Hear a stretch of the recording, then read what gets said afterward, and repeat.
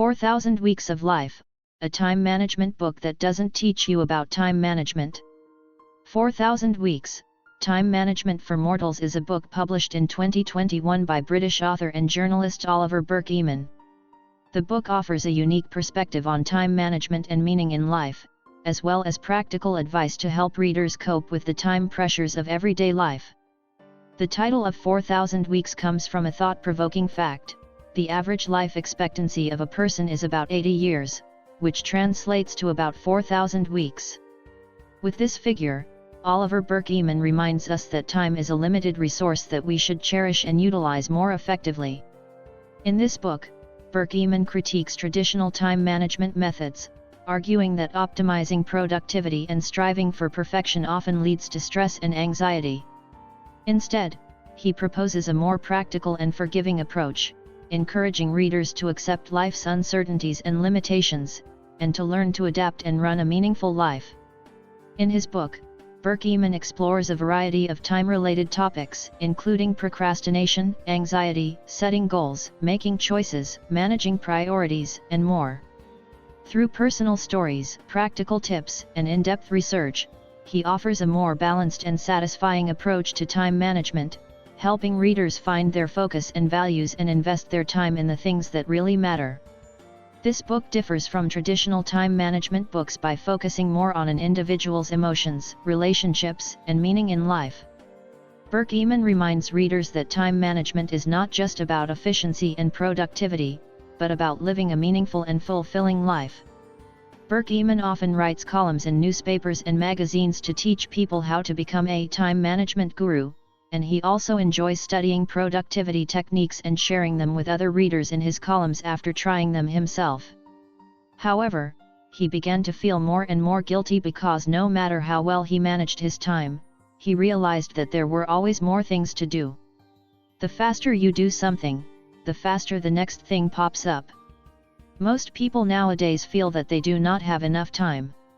With the advent of social media and digital video, we're also constantly battling the evil of distraction, with tons of advice on how to be more productive, more efficient, and to make the most of every minute of every day.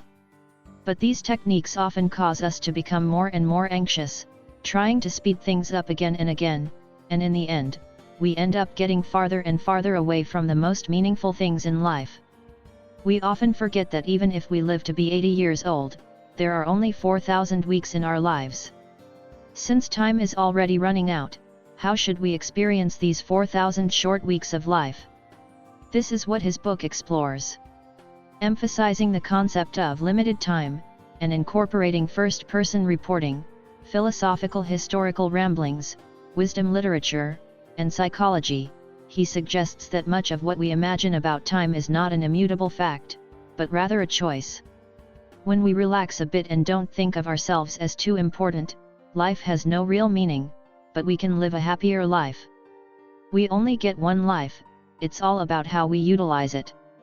Life is not about living to the max, not about making the most money, not about traveling to the most countries, not about socializing with the most people, not about eating the most high-end food. It's about making careful choices. Among the many ways we can live our lives, choosing one is tantamount to giving up an infinite number of other possibilities. It's not just the choices we make, it's the sum total of the things we give up. It is because we gave up all the other possibilities that we have become what we are now. Won the day when things don't get done. The author mentions that time management techniques and products do work, helping us get more done, get to more meetings, send our kids to more after-school programs, and help our employers make more money.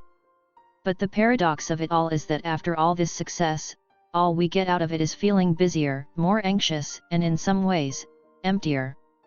The American anthropologist Edward T. Hall, 1892–1968, who was a member of the American Society for the Prevention of Cruelty to Animals, ASA, said the American anthropologist Edward T. Hall talked about time in the modern world as a never-ending conveyor belt, where as soon as we deliver a finished job, a new one pops up. Becoming more productive only seems to speed up the conveyor belt, and if we don't move faster, we're done. Perhaps this phenomenon is also the cause of the deep sense of exhaustion we feel, of not being able to feel happy when things are done, but rather fearing that the next thing will come along. The truth is, we're never done with email, or anything else for that matter, and the process of getting done with email actually leads to more email. The authors call this phenomenon the efficiency trap. Whether it's performing productivity tricks or pushing ourselves a little harder to become more efficient, the result is that we don't feel like we have enough time. Because while everything else continues to work, more and more demands are placed on us. Instead of the happy ending of getting things done, we will have new things to do. The author's statement made me feel a bit jaded as I read it, but then I woke up. Since there is no such thing as a busy day, how do we live our lives? To accept that life is finite. As the book basically argues, a person who lives to be 80 years old on average has only 4,000 weeks to live in a lifetime. Life is finite and our time is finite. The more we try to manage our time, the more we want to feel that everything is under our control, and the more we want to get rid of the unsatisfactory moments that inevitably occur in life, the more pressure, emptiness, and frustration we will feel.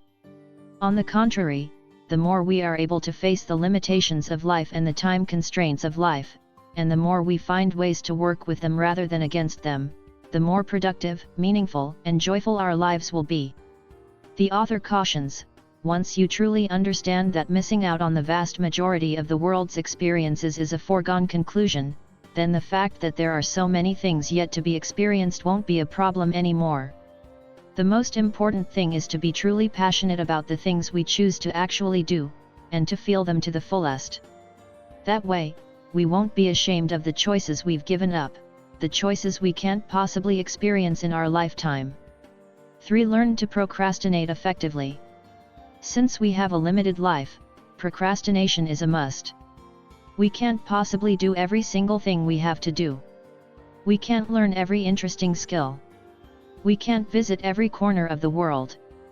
The core challenge of time management is not to figure out how to get everything done, that's simply impossible. It's about making smart decisions about what not to do and not to feel guilty about it. So, we have to put off a bunch of chores in order to do the few things that matter. Procrastination is a cure, not a disease. The wisdom of life is to choose what to deliberately put off so that you can focus on the most important things in front of you. The author also advocates working on our most important projects in the first hour of the day. This advice is a bit like the pay yourself first approach to investing in your finances, which elevates this tip into a philosophy of life. He says that the underlying spirit is simple: if we are going to take some of the 4,000 weeks of our lives to do the things that are most important to us, then we have to start doing them at some point. 4. Why is it important to live in the present? Because our attention to the present moment is proof of living. Attention is life. As mentioned in the book, other resources such as food, money, electricity, etc. are things that make life easier, and sometimes we can live without them, at least for a while. Attention is life. The experience of living is the sum of everything we give our attention to. This explains why attention is the most valuable resource we have in life, because when we look back at the end of our lives, the things that occupied our attention at each moment in the past are the lives we have lived. Therefore, the author says sternly, when you focus your attention on something you don't particularly value, the price you pay is your life. In addition, there is an interesting conceptual shift to think about regarding how we make the big decisions in life. Although the author emphasizes that we have to live in the present, when we have to make some major decisions, we have to consider the long-term future instead. This is because every moment we live, from the present to the future, we expect to live in a better present. If the choices we make are wrong, not in line with our own ideals, and are frustrating and aggravating, then I am afraid that we will not be able to live a good life in every moment in the future. With regard to making major decisions, psychotherapist James Hollis suggests that we ask ourselves the question, will this choice make my pattern smaller or larger? The main purpose of this question is to prevent us from making a regrettable decision in order to minimize anxiety or out of impulse.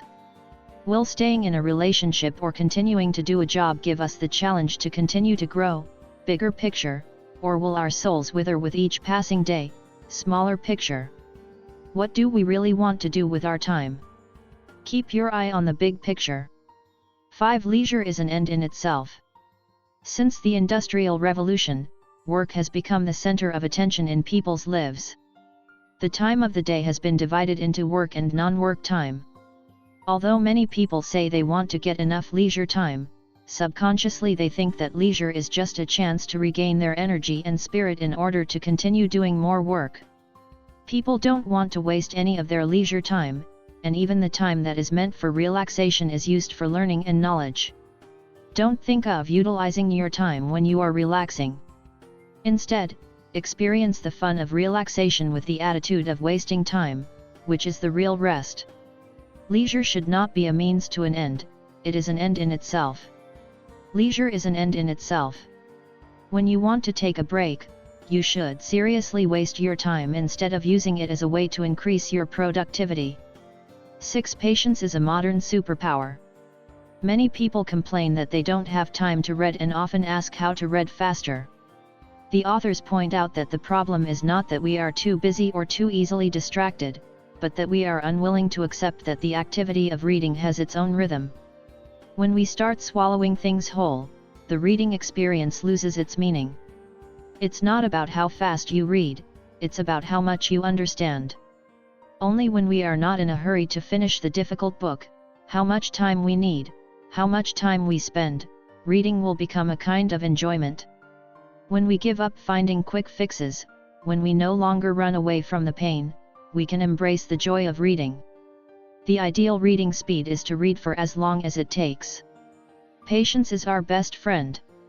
The author mentioned that when we start to carry out the urgent, challenging work projects, will no longer trigger stressful emotions, but to embrace an exciting choice. We are not in a hurry to finish reading difficult novels, need as much time as possible to spend as much time. Reading has become a kind of enjoyment. When we give up on finding quick fixes, when we stop avoiding the inevitable pain, then we can commit to real life and have the least popular, but perhaps most important, superpower, patience. 7. Spend time with the people you care about.